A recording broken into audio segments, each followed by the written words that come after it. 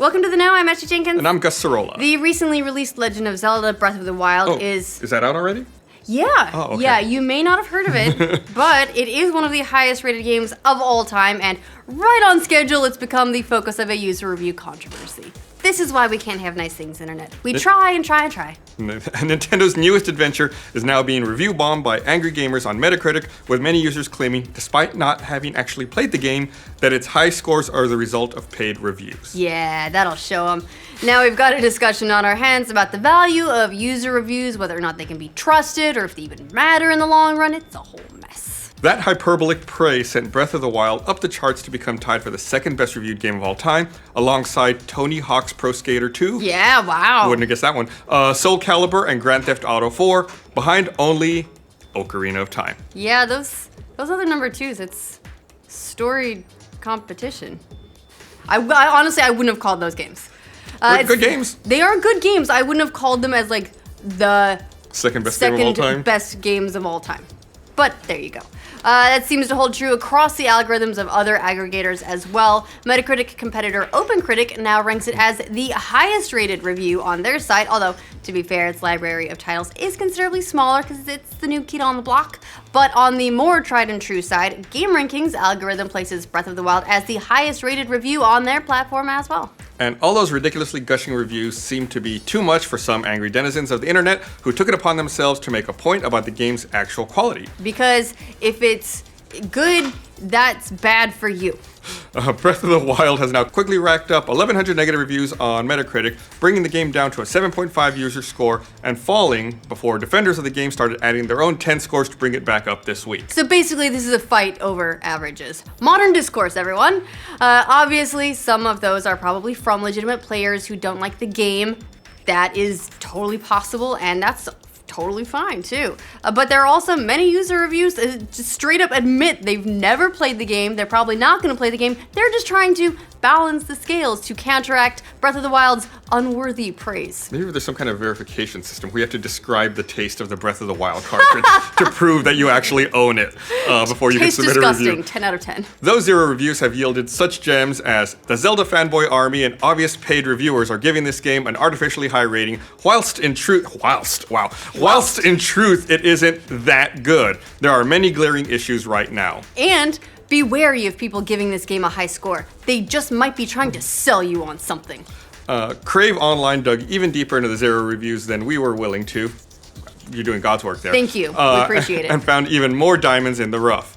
Wow, the paid reviews and Nintendo fanboys on here to boost the score just goes to show what a joke this game is. Really? Yeah. And another discerning reviewer wrote, "A 0 from me too. I never played it, and I won't ever play it. I give this game 0, not because it's bad, but because of paid reviews. And shit overhyped and blind idiot reviewers giving this game mostly 100% only because it's Zelda." But of course, this is hardly a first for user reviews to be a little, out of sync with critical consensus. Maybe a little bit. There have been many causes that gamers have felt compelled to take up in the name of balancing reviews in the past. On Metacritic alone, there are a number of examples. Some of them aren't so surprising, usually as a response to some particular controversy around the game. Infinite Warfare, just to name a recent example, has a 77 average from critics, which is not bad, and a 3.5 average score from users. Mass Effect 3, meanwhile, has a 93 from critics and 5.8 from users. I wonder why that one happened. I don't know. Pick a color. That's why it happened. Sometimes games just have haters, much like we're seeing with Breath of the Wild. Critical darling Overwatch sports a 91 Metacritic score alongside its 6.7 user rating. Why? Why? That's a fantastic game. Ditto for Stardew Valley. Who votes down Stardew Valley? 0 out of 10. Too much farming. Metal Gear Solid 5, Skyrim, and Dark Souls 2, who all seem to have their own share of haters as well. And then we all sit back and we laugh at the people crusading to bring these games down a peg or two. Metacritic user reviews don't tend to have nearly the impact as they do on other platforms. So there is that, I guess. Yeah. It's weird, like shouting into the void in a way. I largely ignore user reviews on Metacritic. This usually takes place in a much more significant way on platforms like Steam, where user reviews are much more visible and can be used to send a strong message directly to a developer when there are issues that gamers aren't happy with. Although they tend to have a better system in place, I'd say, for user reviews. We recently saw that stuff happen with the release of Dishonored 2's buggy PC port, and when Studio Wildcard released paid DLC for their game Arc, which was still in early access, and more famously, the review bombs that take place after Skyrim kicked off paid mods, which ultimately got pulled down after the response. Those demonstrations are a pretty powerful way for users to fight back, and it's part of the reason why Steam reviews are constantly being messed with by Valve. It's why they changed the way Steam handles user reviews multiple times, giving weight to more recent reviews and giving users more filters to move past those weird spikes, like, say, during a controversy. Yep, but is there any point to trying to balance out a Metacritic score? I mean, there's conflicting reports about that. Games Industry did a study in 2014 and found that there wasn't much of a correlation between Metacritic scores, and this is even critical scores, and video game sales. Ars Technica had sort of similar findings that same year, writing that high scores matter to a degree, but ultimately reviews don't seem to write a game's ultimate sales destiny. I don't. Sometimes some developers have clauses in their development contract with publishers that they need to hit a certain Metacritic score in order to get like bonuses as well. So it tends to be critical reviews rather than user reviews, and it does tend to be internal to the companies.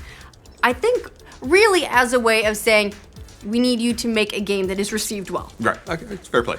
So there might not be much of a point to raging about that high score, and according to some other studies, like the one conducted by the Journal of Consumer Behavior, professional reviewers matter much more than user scores.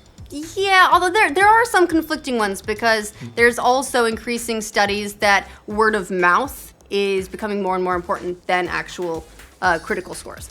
In the end, honestly, trying to tip the scales with user reviews, especially if you're gonna straight up say that you never played the game, might not be accomplishing all that much, at least not on Metacritic. Maybe you do it somewhere that people pay attention to the user scores. According to at least some of the research out there, a game having a high score on Metacritic might not move the needle as much as some think, so trying to drop it through a series of angry reviews isn't really changing things either. Plus, when users create an influx of unbalanced reviews like that, it hurts the overall credibility of user reviews on a given platform anyway. Because, like we've seen with Zelda, now we've got people leaving equally bogus 10 scores to try and bring the score back up to where they think it belongs to. So all those user reviews really aren't doing, many favors for anybody. It really isn't. Of course, there's still the issue of the Breath of the Wild reviews in general. Are they a little bit hyperbolic? Yeah, I would say so. I think it's a wonderful game. I'm having a fantastic time. Do I think it's necessarily a 10? Probably not. I think there are definitely improvements that could be made technically as well. There are certain games like Grand Theft Auto or Zelda that they tend to wow reviewers, and sometimes it's possible that they actually buy into a game's hype when trying to judge it with a critical eye. That doesn't always take money. Usually doesn't take money. Which is why the content of a review should be given more consideration than its overall score. A lot of times you can tell a lot more by reading between the lines than you can just by seeing a 10 out of 10 or 5 stars or whatever. Yeah, look, this isn't going to be the last time we see feathers ruffled over a game that's scored either too high or too low for the masses, or with multiple factions deciding the opposite and getting in a war. What do you think of Breath of the Wild? Do you think the user reviews are completely off base? Where does it land for you? Let us know in the comments. And for future updates on expert critical analysis from the depths of Metacritic, like this video and subscribe to the know. That hyperbolic praise sent Breath of the Wild up. I got so I got focused on hyperbolic didn't that you? I thought for a second it was Breath of the Wind. No, so you pronounce it hyperbolic. I guess my default is pronouncing it hyperbolic, but that hyperbolic actually makes more sense because it's hyperbole. Hyperbolic.